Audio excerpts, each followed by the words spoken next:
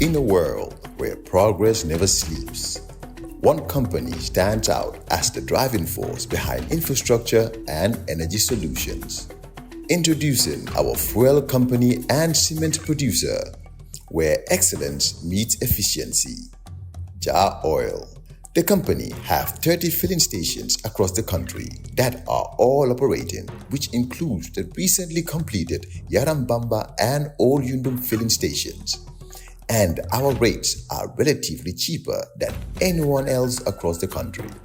Along the years, Jah Oil introduces importation and distribution of cement in their line of business to diversify and strengthen their operations. Are you a cement retailer?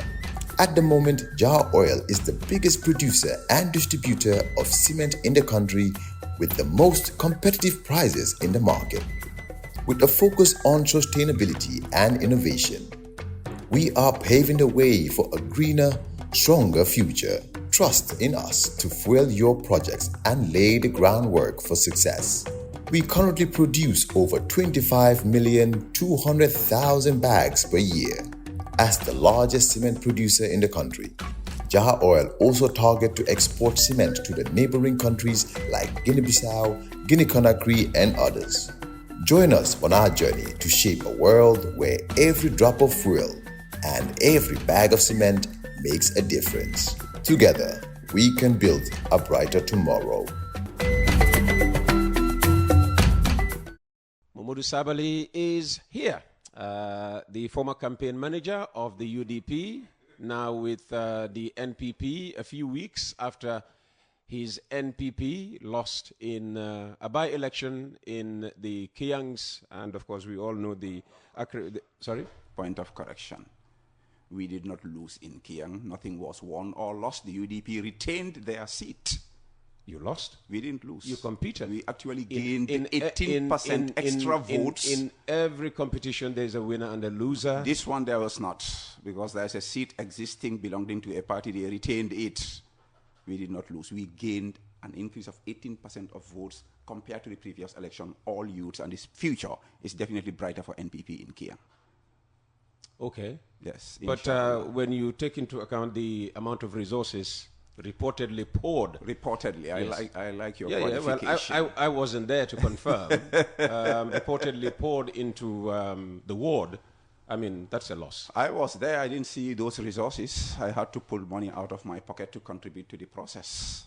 There was no excess of resources. If there was any, knowing UDP and how they finance their campaigns outside the party's treasury from the diaspora, they just might have spent more than us. About how much would you say they might have spent? Well, perhaps 4 million. Perhaps in that range. And you didn't spend anywhere near that amount? No, not close to that. And what about human resource deployment? Well, they did their entire cabinet. We had 1 or 2 cabinet ministers. Their cabinet executive, which is the cabinet de facto, Lamin Mane, Talib Bensouda, Rohim Malik Low, Yankuba Dabo, Landing Sane, even their chairman from North Bank, my grandfather, Seni Sabally, moved with his delegation to Kiang. They deployed more resources, both human and intangible, than NPP.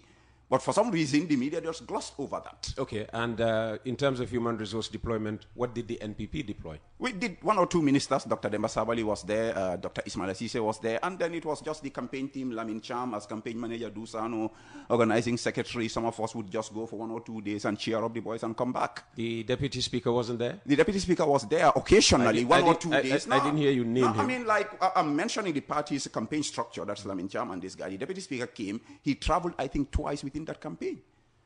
That's it.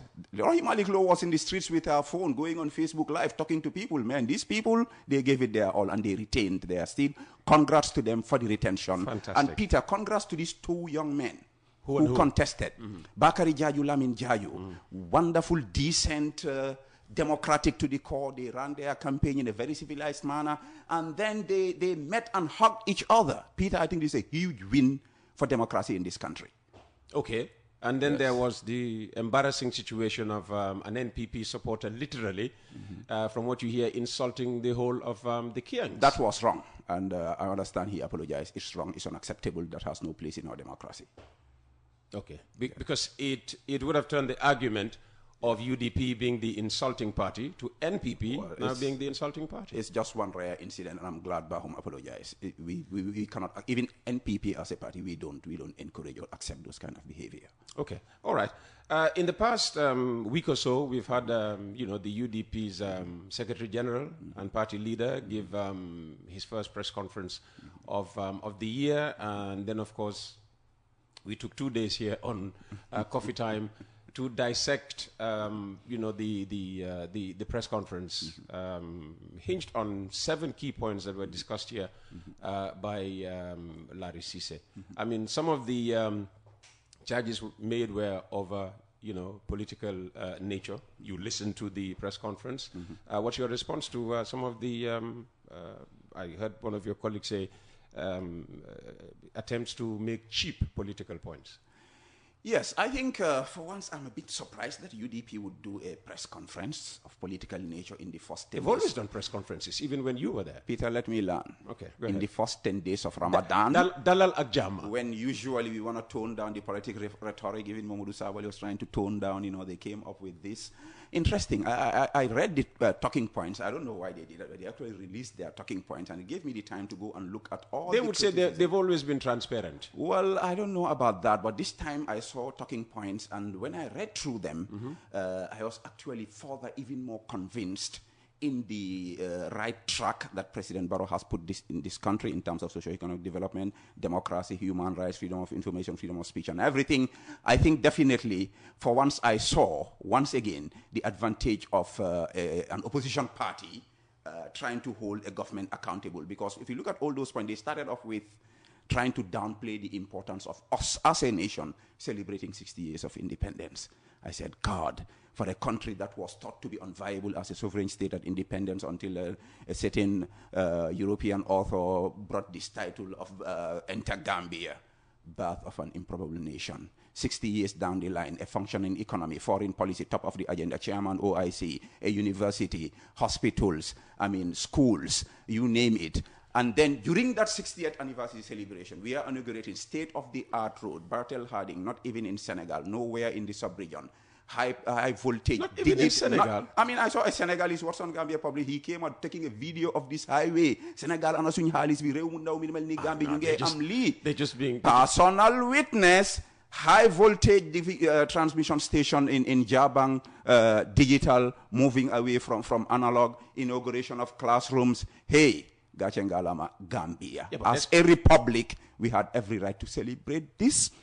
When even Peter, we have Gambian youths scoring goals on a weekly basis in the Premier League, in the Saudi League with Cristiano Ronaldo, Daniel Estad, and 2 had 7 million at Fill Up Q City. Peter, the youths are very happy in this country. Yeah, but under his peacefulness. On the road network, come on. Bartel Harding Highway. Peter. It has more, equals in Senegal than just one. With tolls, they pay for it when they built it in Senegal. That's all right. President Barrow Baraka. Maybe we should toll this road so Peter, that we can ensure its maintenance. Peter, you are already blaming us for taking too much tax from you. If we give us a free ride, just take it.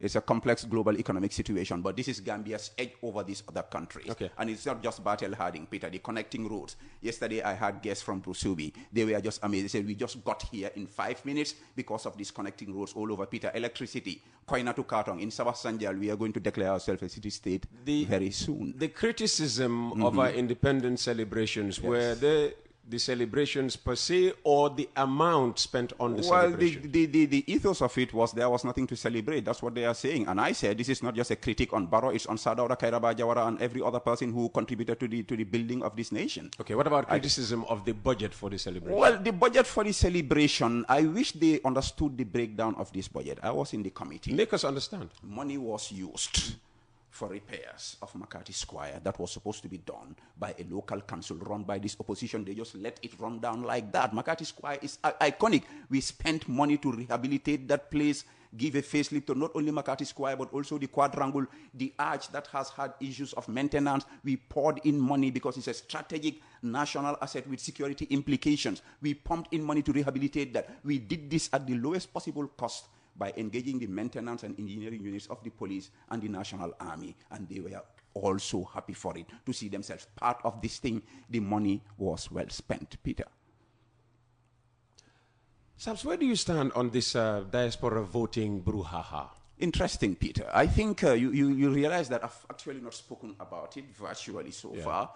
I think the narrative is a bit lopsided in that, Peter, nobody is denying diasporans from voting. Every Gambian diaspora can come home here and vote. That is the reality. Yeah, what we are talking about is the convenience aspect of it. Yes. This is where there is disagreement. So let's get that clear so that the debate can be conducted on a fair and balanced platform, as our late brother Panderi would say.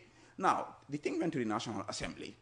They did not agree. Some voted against it based on... Because it's NPP dominated. It's not just NPP. No, there are NPP, also independents in NPP this, Peter. Let's be fair. No, we're saying NPP dominated. Hallelujah. We are the majority in the House. Yes. But these people feel that because of a constitutional provision that has been met, we cannot go ahead with this. It's an issue of process. What came out of it is a debate which I saw as generally healthy, apart from a few people bullying our National Assembly members, and I think that's unfair. But let the debate carry on. Me, Mamadou Sabally, I want diaspora voting because I believe President Barrow will have more votes if the diaspora voting is conducted in that convenient way. That's not the... Where's the beef? The perception of others. Well, they have the right, Peter. That's the beauty of democracy. They feel that you people feel that 95% of Gambians in the diaspora are anti-NPP. Not quite. I think this is their own misconception. Maybe they think Seattle is the only constituency in the diaspora. Why Seattle? Well, I know, because maybe some people feel they have more supporters there.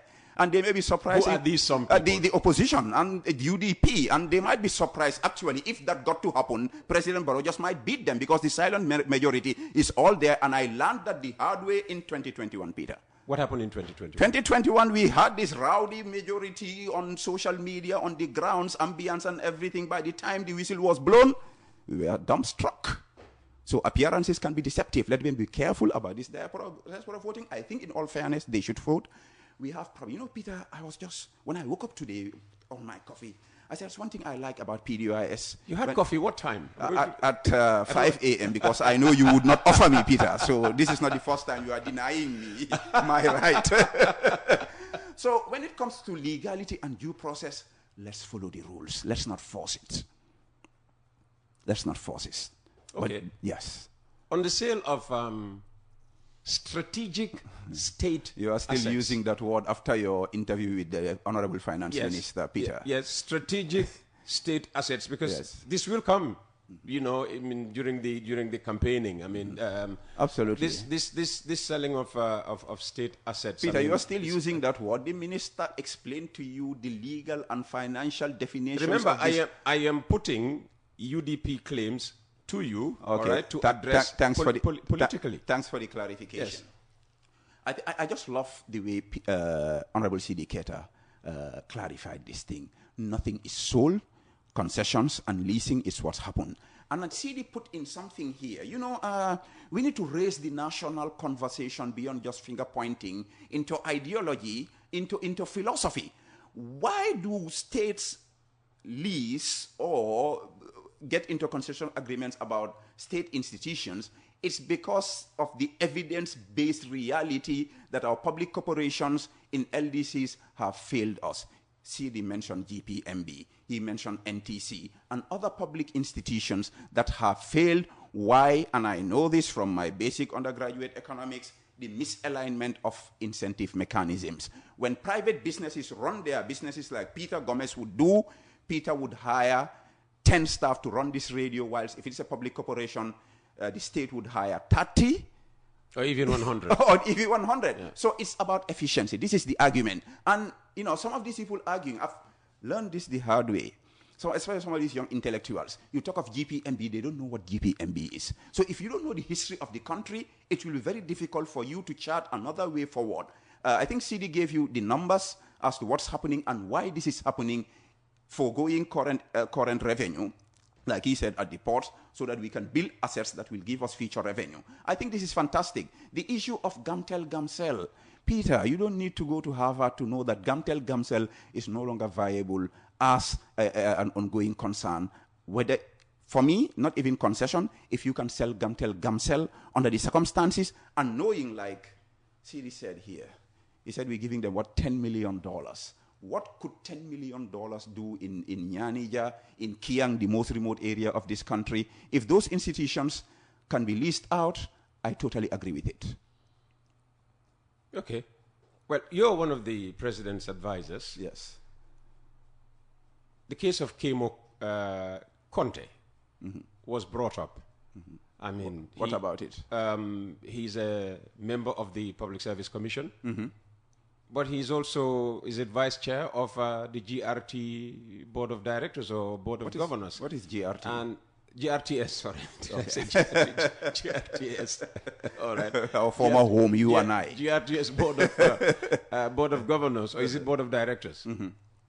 Yeah. And that, according to the UDP party leader, is in violation of the Public Service Commission code. Well, this is the first time I'm hearing this. I'll have to verify the facts. Did you listen to the... I listened to it, but this part I did not hear. Yeah, we even featured that clip. Yeah, well, I didn't listen to that. What I'm saying is this is the first time I'm hearing it, and I know UDP had made a few gaffes in that presser.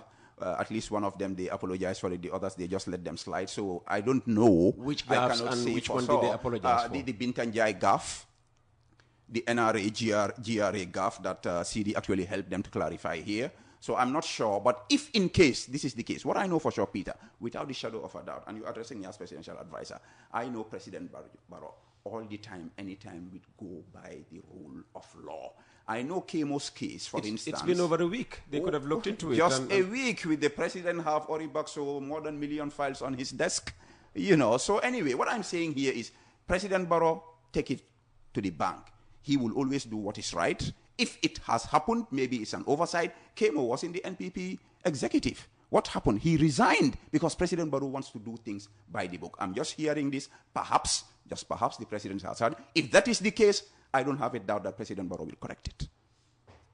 Okay. About the gaffes you spoke about, quite apart from Bintanja and NRA, what other gaffes, might they have... Well, these are the two that have popped up yet. I'm sure there are others. Okay. Yes. And there's this other one I saw, Peter. I found that actually ridiculous. The UDP is claiming that the Gambia government is relying on taxes, loans, and grants. What else could a developing country rely on, even middle-income country, other than taxes, loans, and grants? Its own resources. We used to have cotton. We used to have groundnuts. Those groundnuts are being grown and sold by private operators. We cannot go and confiscate their resources. Hello. We tax them and put it into... You talked about GPMB. GPMB, yes. It's a public concern. It's still there in a different... We privatized it and then brought it back again, and luckily President Barrow, I think in less than a month, was there. Peter, I was amazed at the progress these young people have made, including processing of groundnut into crude oil for export. We are making progress. When the farmers are not happy? The farmers are very happy. The farmers are not happy. The farmers are complaining. They have given, you their products, the state their products, and they are not getting money back. The products are being bought. I think there were technical constraints in terms of receiving, cashing out, because once the transaction is done, it's actually in your account. But I know presidential instructions were given to resolve that. And after that, I've heard testimonies that the situation has improved. No, we are still getting, particularly the Foreign newspaper occasionally, talking about farmers not being happy because they still have not, received their money. They still Peter, if we have 1,000 farmers and 10 farmers are complaining, that's an A+. But still, like I said, the president is keeping his eyes on this, and he's giving direct instructions because the president wants everybody to be happy. We have only 2 minutes left. How would you like to... use those 2 minutes? Well, the UDP presser again on the budget, criticizing the government about the budget, when those making these statements have no idea about budgets. They've never compiled budgets, never implemented. They have no idea about budgets. No ideas, Peter. Larry has no budget. He was an UDP economist, attending meetings and conferences. You, Peter, I am telling you. Seriously? You actually have to work on a budget, a national budget, to know it. Let Larry bring his CV and show you where he's worked at the budget office of the Ministry of Finance. Never. No. What I am telling you, let me just... UNDP he was. was... You NDP, what do you do? Mamadou Sabally compiles the barriers. A syndicator presents it, is approved, and you get a copy just like Peter gets. What do you understand about it that Peter doesn't? Larry does not understand. He doesn't know it. If he knew it, he would not making the claims that he's making. Oh, wow. And let me learn, Peter, because you told me only 2 minutes, and I really wanted to speak about this. Go ahead. You are criticizing us about the budgets. We have a deficit of 1.4%. Across the border is 7%, for God's sake. And then the EU comes in through a press release giving us more than $700 million as budget support, as the finance minister confirmed here yesterday, giving out the reasons that they've seen improved public policy, improved budget oversight, improved public finance management and budget transparency. Peter, that's a distinction for the Gambia government in terms of budget formulation, implementation, and reporting. And the youths are very happy with it. They think they will win 2026. Well, just like they thought they would win 2021. If wishes were horses, Peter, beggars would fly. But Barrow is here to stay. Odu Sabally, thanks for coming. Thank you for having me, Peter. All right, and that brings us to the end of Coffee Time with Peter Gomez this morning. Thank you for the pleasure of your company. We'll be back tomorrow. In a world where progress never sleeps, one company stands out as the driving force behind infrastructure and energy solutions. Introducing our fuel company and cement producer, where excellence meets efficiency. Jah Oil. The company have 30 filling stations across the country that are all operating, which includes the recently completed Yarambamba and Old Yundum filling stations. And our rates are relatively cheaper than anyone else across the country. Along the years, Jah Oil introduces importation and distribution of cement in their line of business to diversify and strengthen their operations. Are you a cement retailer? At the moment, Jah Oil is the biggest producer and distributor of cement in the country with the most competitive prices in the market. With a focus on sustainability and innovation, we are paving the way for a greener, stronger future. Trust in us to fuel your projects and lay the groundwork for success. We currently produce over 25,200,000 bags per year. As the largest cement producer in the country, Jah Oil also targets to export cement to the neighboring countries like Guinea-Bissau, Guinea-Conakry, and others. Join us on our journey to shape a world where every drop of fuel and every bag of cement makes a difference. Together, we can build a brighter tomorrow.